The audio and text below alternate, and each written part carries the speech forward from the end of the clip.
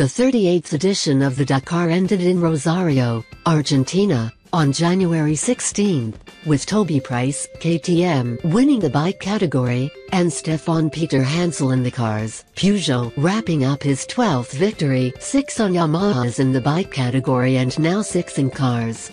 Price is the first Australian to ever win Dakar. The 28-year-old KTM factory rider is the new face the rally was looking for, a successor to 5-time winner Mark Coma, who is the new sports director of the event. Third last year on his debut, Price set another record. Even Mr. Dakar, as Peter Hansel is known, could claim his first bike win on his second attempt. One of the favorites at the start, Price managed the race perfectly and claimed victory at the end. The rider may have been new, but the bike was essentially the same. Unbeaten since 2001, KTM placed 3 bikes on the podium. Alongside Price on the factory machine, Stefan Savitko was second on a private KTM, and Pablo Quintanilla was third on his Husqvarna, which is an almost identical machine.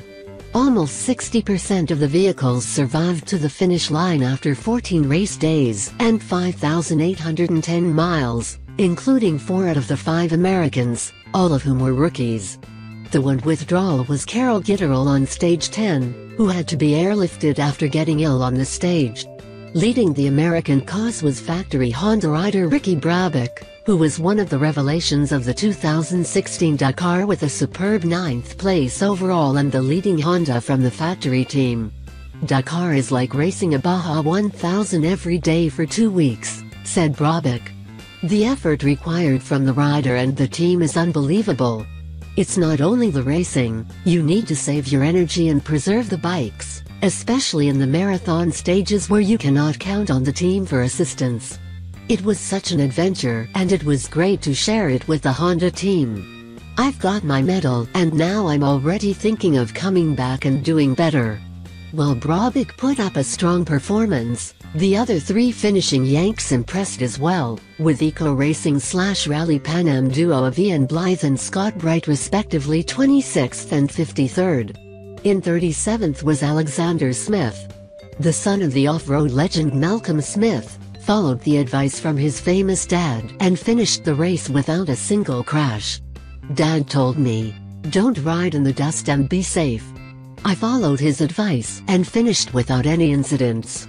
It's kind of surreal being at the finish line in Rosario. It will take a couple of days to realize it. I did well and I'm really happy. Any doubts?